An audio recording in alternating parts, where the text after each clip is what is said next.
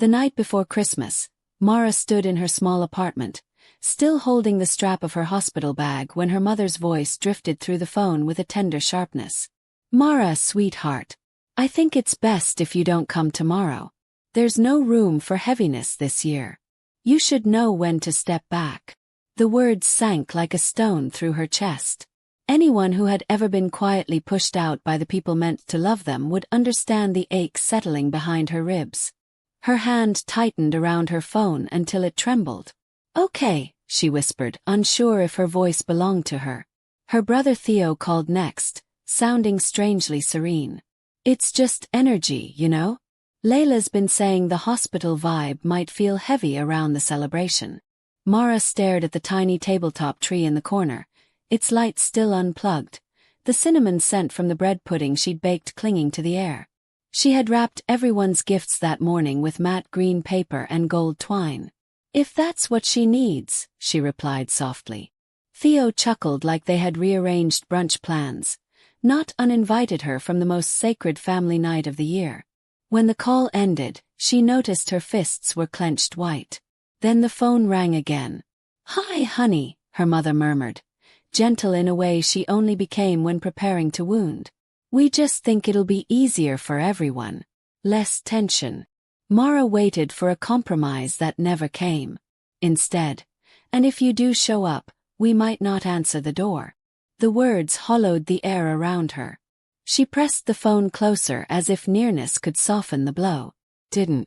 Merry Christmas, dear," her mother added lightly before hanging up, like she hadn't just removed her daughter from the family narrative. The silence afterward echoed in unfamiliar places inside Mara. She set her phone down carefully, afraid sudden movement might fracture the little strength she still held. Her gaze drifted to the soft green sweater folded on her suitcase. Her grandmother once said emerald made her eyes look like secrets. Maybe she had always been one, kept quiet, convenient, tucked away. She stared at the unlit tree again. What was the point of turning it on? They didn't want her there, not because she'd done something wrong, but because she reminded them that love sometimes required effort. She moved through the room slowly, feeling like she was walking inside a dream pressed thin with disappointment. She sat at her desk and opened her laptop. Blick. Mortgage top-up. Her parents' house would have slid into default years ago if she hadn't intervened. Blick. Cancelled. Then came the automatic transfers. Her mother's physiotherapy, Theo's freelance buffer, she'd once disguised as a gift, his camera gear. One by one, she dismantled the invisible scaffolding she'd built around their lives. Not out of spite, just clarity. The clarity that arrives when fog finally lifts and reveals how long you've been standing at the cliff's edge waiting for someone to push.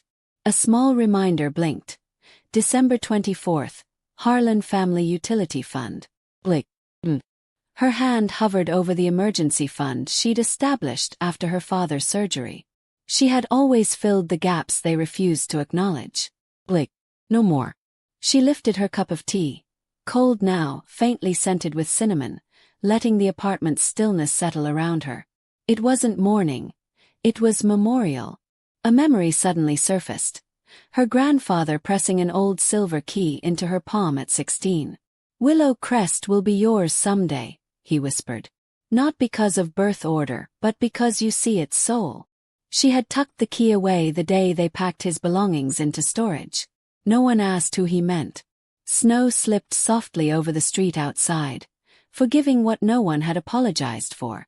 Mara pulled a blanket around her shoulders and watched the quiet flakes drift past the window. She whispered to herself, "No more trying to be invited." At the dining table, under a small yellow lamp, she began writing a list on a legal pad titled, "What They Forgot." Theo's overnight shipped camera. Her mother's unpaid therapy bills. Her father's truck repairs. Each line was a scar she'd once covered with excuses. She didn't exaggerate anything, she didn't have to. These weren't accusations. They were facts, uncomfortable ones. The gifts she wrapped sat untouched by the door, their green paper seeming duller now. She approached the wooden chest beneath her bookshelf, a box she hadn't opened in years. Inside lay old sketches, a pressed maple leaf, her first emergency room badge. On top was a small photograph of her and her grandfather at Willow Crest, bundled in snow, smiling crookedly. She turned it over and read his looping handwriting. "Mara, my seeing girl. The crest belongs to you." Her breath trembled. Beneath the journals she found the key again, ribbon frayed but familiar. They had never cared about it because they assumed it wasn't hers. Returning to her desk, she placed the photo beside her laptop and opened a new spreadsheet. Scaffolding, human and financial. In neat rows she listed every contribution, every quiet rescue, every piece of herself she had given while asking for nothing. Roof repairs. A paid loan on Theo's behalf. Holiday tickets. Money slipped to her mother after panicked calls. Now, laid out in columns, it no longer looked like generosity. It looked like an uncredited economy of love built on her back. The radiator clicked softly as she stared at the 47 entries. There was no column for emotional cost. No calculation for dignity lost. Her eyes drifted toward the brass hook by the door. The key to Willow Crest still hung there. No one had ever asked what it unlocked. No one believed it belonged to her. She placed the photograph into a spare frame, letting the corners curl naturally. Then she unfolded the letter tucked behind it. "Willow Crest is yours, Mara. You see what others miss." It wasn't notarized, but it was truth. At the Rowan family's Christmas Eve dinner, laughter swirled around the table, wine poured freely, and one chair remained empty, the one Mara had never been fully welcomed to occupy. Miles away, Mara sat alone, her name, reading her grandfather's letter again, not searching for new meaning but grounding herself in the truth she no longer needed permission to believe. She typed a message to her family. "Hope you're warm tonight. Love you anyway." But after a moment, she held the delete button until the words vanished. No more reaching toward silence. Meanwhile, at the Rowan dinner table, Theo raised a toast, his hand brushing against Layla's. His mother, Celine, commented on the perfectly roasted lamb. But Layla noticed the tension, the unspoken avoidance. She leaned in casually. "Is Mara coming tomorrow?" The room stiffened. Celine answered too quickly. "Oh no, she's taking time for herself. Work overwhelmed her." Theo added. "She's on sabbatical." Layla frowned. "She didn't seem overwhelmed when she stayed late with my grandmother at the hospital." Celine forced a smile and redirected the conversation. But Layla felt something ripple beneath the surface. Later, wandering the hallway, she paused at a crooked photo near the fireplace. A girl in an oversized sweater standing in front of a snowy cabin. "That's her," she whispered. "Dr. Mara. She saved my grandmother." The realization tightened in her chest. The silence around Mara suddenly looked like erasure. Layla returned to the dining room. Setting down her glass, she asked plainly, "Why wasn't she invited?" Celine replied, "It's complicated." Theo mumbled, "She needed space." Layla shook her head. "Or maybe she needed you to make room." No one responded. That kind of silence carried guilt. She excused herself and went upstairs. The guest room, once Mara's, felt paused in time. A dusty box under the bed caught her eye. Inside, she found letters tied with ribbon, photographs, and one heavy envelope. She opened it carefully.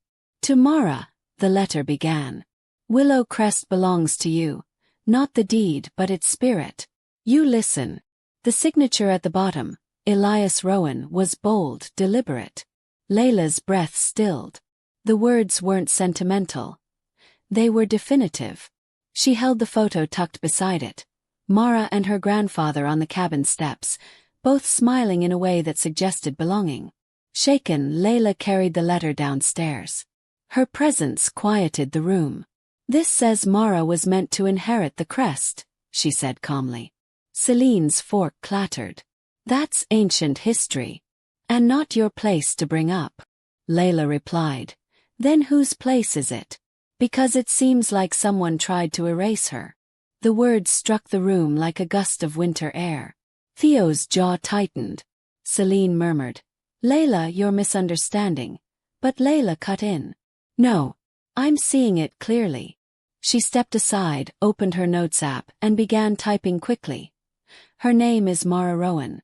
She is a doctor who stayed with my grandmother when no one else did. Today I learned her family shut her out of their lives while benefiting from her kindness.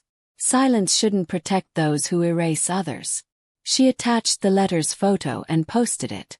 Within minutes, likes and comments appeared. Tag him, someone wrote. Theo Rowan, this your sister? Another read. Families like this are dangerous.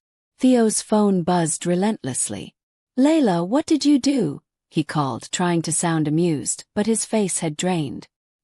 His father scrolled in growing silence. It's time someone said it, he commented publicly. In the kitchen, Celine's raised voice echoed, panic seeping through. Layla sat calmly on the steps. The storm outside was nothing compared to the one rising inside the Rowan household. Across the city, Mara heard the knocking on her door. 3 polite taps rehearsed. She waited. Let them feel the distance she had drowned in for years. Theo's voice pressed through the wood. Mara, please. We just want to talk. She opened the door partway. Celine leaned forward. Honey, this isn't how we wanted things to go. Theo added. It's out of control. The Post. My sponsors are pulling out. Celine's tone softened desperately. Could you please ask Layla to take it down? She listens to you. Mara met their eyes. You're not here for truth. You're here for preservation. Her father muttered. This isn't good for any of us. Mara exhaled softly. I spent 30 years protecting this family's image. Celine whispered. We didn't mean to hurt you. You did, Mara replied. You just meant to do it quietly. She closed the door. Later a single knock came. When she opened the door, her uncle Adrian stood there with a manila envelope. No theatrics, no excuses. I should have brought this years ago, he said. Inside was the original will. Signed, witnessed, notarized.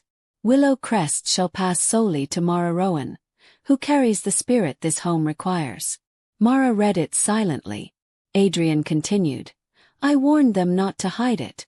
They shut me out after. She didn't thank him. What he brought wasn't a favor. It was restoration. After he left, she sat with the paper spread before her. A quiet altar of truth reclaimed. She touched her grandfather's letter, the ink still clear. Willow Crest is yours. She folded the will carefully, placed it in the envelope and whispered, I see myself now too. She didn't want the house. She wanted her autonomy. The next morning, her apartment felt different. Not hollow but sacred. She lit her small tree. Soft white lights glowed gently, not begging for attention, simply offering warmth. She returned to the hospital, sitting with a lonely patient who drifted to sleep beside her. Later, she walked through a quiet park. The air cooled with winter's breath. Snow began falling softly. On a bench dusted with flakes, she opened a handwritten letter from Layla. You didn't need to shout. You didn't lose Willow Crest. You taught us what grace truly means. See you. I won't forget. Mara folded it gently, letting the snow settle on her lashes. I thought Willow Crest was a house, she whispered. But it's a state of mind. In the distance, her apartment lights glowed softly, a beacon for no one but herself. She walked toward them with steady steps. The world hadn't changed, but she had. And in refusing to be erased, she reclaimed her name, her quiet, and her worth.